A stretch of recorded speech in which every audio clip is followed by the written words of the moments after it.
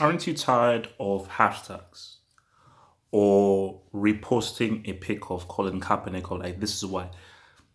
Come on, man, black people, come on, come on, man. So it's like I'm not doing any of these hashtags. I'm not doing any of these. This is why. I'm not doing any of like say his because we've been doing say his name hashtag wearing t-shirts and nothing has changed. Because these same police people will look at your hashtags and be like, okay, yeah, just give it a few weeks, a month. Obviously it's a bit harder with this whole coronavirus thing and everything because there hardly any distraction. But just give it a month or anything. Wait until like an album drops. Wait until some new Yeezys drop. Then they'll then forget. Then we can just go ahead and just do the same thing again. It's about having a bigger conversation. I'm all about a bigger conversation. I hate hashtags. I hate being part of like, oh man, let's get together. No, it's about okay. Let's take a step back and say, what's the bigger conversation to be had here? What's the bigger conversation to be had here? You know, African Americans. Do you really need that American at the end of your name? I get it, history and everything. You don't know where you're from because of slavery taken by these slave masters and so on and so forth, and your history was taken away. I get it. This is why I say it's very important to reconnect. It's very important to reconnect. But the key thing is this: is that why do you sing that American anthem? Why do you celebrate Thanksgiving? Why do you wear that American flag? America doesn't, as a concept, it doesn't mean any. America as a country doesn't mean anything. The country was built on violence and it was built on racism. It was built off the back of slaves. So built off the back of your forefathers who they treated like complete and utter trash. But now they want you to be part of America, hey, USA and everything. The bigger conversation to be had here is look, looking at the police force and maintaining that attack of how are policemen hired, how are they trained? Because it seems, and I've always said, anyone can be a policeman. Just pass that test. Pass that test. Anybody can be. If you're a closet psychopath, sociopath, racist, pedophile, sexist, idiot, moron, you can just hide that. Pass the written test, pass the gun test, and so forth. Go on patrol, everything. Here's a badge. You're a policeman.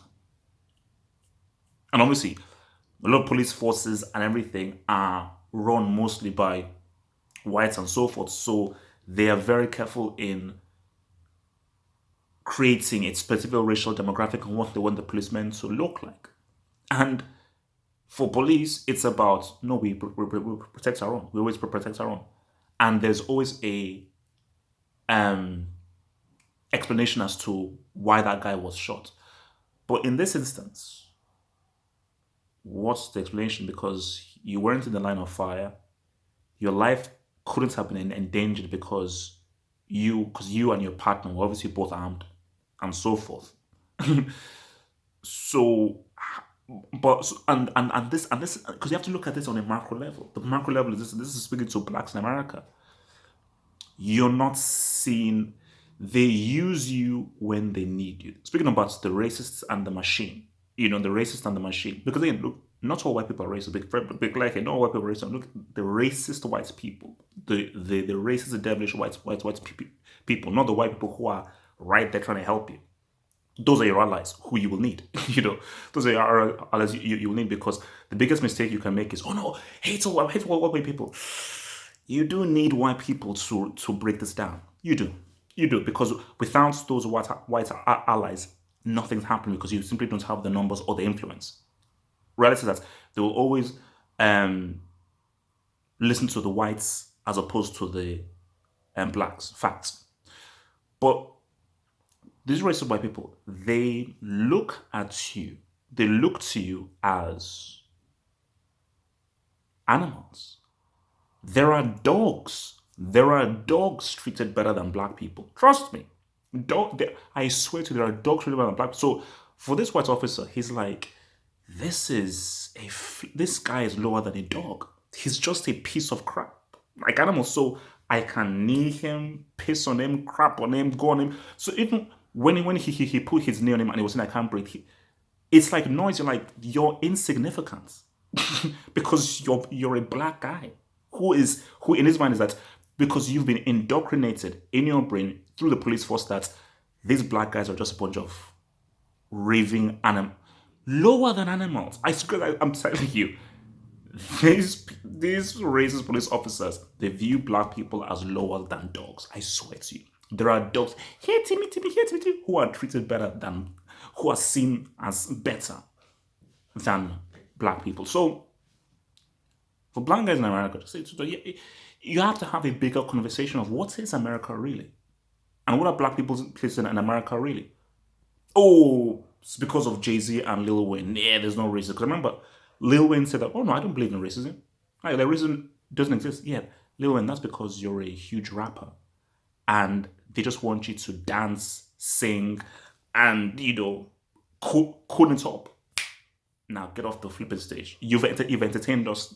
Get off the stage now, and grounds. We'll call you when we want you to entertain us and dance around.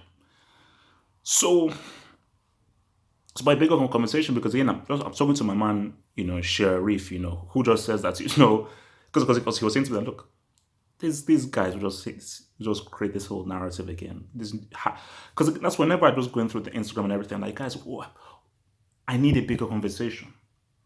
I need a bigger conversation because this is going to happen again. It will also happen again and again and again. You can't look at it on a micro level. You have to look at it and say, whoa, this seems to be happening numerous times. And you have to every day, no, we're asking a bigger conversation like, no, unless this police officer is imprisoned or jailed, no, the noise will be made. So noise will be made unless this guy is either sent to life imprisonment for cold murder, or he's killed. Or he's sent to the death chamber in some states where you get killed in the death chamber if um, you kill someone. But again, at the very least, life imprisonment. At the very least, so it's not about getting sacked. It's about life. It's like no, see, that's the sick thing. So these police officers, you're going to just sack them and like, you know what? It's a bad move, You're fired, man. You've lost your job. Damn, yeah. I mean, look, man, it's bad, man. He lost his job as a police officer for killing someone. Yeah, man, it's a mistake. Man. He made a big mistake at his job, and therefore, yeah, he just loses his job. But because see, and this is the scary thing, and this is because America is a wild country. You can easily ignore the creations of America because they've given us Hollywood, they've given us comic books, they've given us hip hop and everything. But America at its core, a country with no free healthcare service, the right to bear arms, and a police force who are pretty much cold-blooded murderers who treat black people as trash. So my thinking to black people in America is, why do you sing that anthem? Are you really American? Do they really think you're part of America? Or did they just make you part of America so that you can run fast, win those gold medals?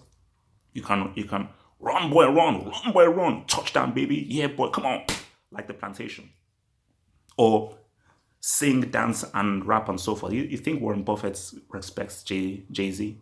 Do you think these big dudes for these rich white dudes, Kanye West and Jay Z are just niggas that have gotten rich and they're useful? They're useful niggas. They're useful niggas, nothing more. They're useful niggas, nothing more. So I want a bigger convo from black people to be had from this. Because when I look at this, I don't want to be consumed by, man, this is so bad, this song. Because I'm like, no, I'm looking at the pattern like this, that, this, the racism of America and everything. Because people have to have this real conversation. And they don't want to have it that America at its core is poisoned. It's just that you can forego it because America has given us such amazing things that have revolutionized. I'm going to say America gave us the iPhone. It gave us Facebook. It's given us so much that has revolutionized the world. And people are like, you know what? So, and that's the key thing. Is that enough to forego its failings? Yeah, no free healthcare. Yeah, if you're sick, screw you. Right, Brams. Yeah, some kid can take up a gun, shoot up a whole entire school. Yeah, look, we'll just tell the kids to train how to protect against guns. Yeah, our police guys, boom, shoot first, ask questions later. Black people forget that you because these policemen are told for these whites easy, easy for these whites relax and chill. Talk to them. White women bow down. White women can spit and piss on you. Don't you just white? Black women, you can grab them, throw them, whatsoever. Look, these are black women. These are the lowest of the low. These aren't the angelic white princesses. This black woman, even if she's 15, 16 years old, treat her like a ragdoll. Black men, these are the beasts. These are the beasts. These are the Neanderthal beasts. So the only way that you can handle a Neanderthal beast, you have to treat him as a threat. So you have to manhandle it. Because remember, these guys are descendants of property. And that is the dangerous thing. These policemen, they are looking at you as property, as things, concepts. You're the lowest of the low. And once you have that psychology, then you're then in serious danger by the kind of police officer you have to deal with. So the key thing here is America at its core. That's the conversation to be had. Have the bigger conversation, not just get lost in these small things without finding the root cause of everything.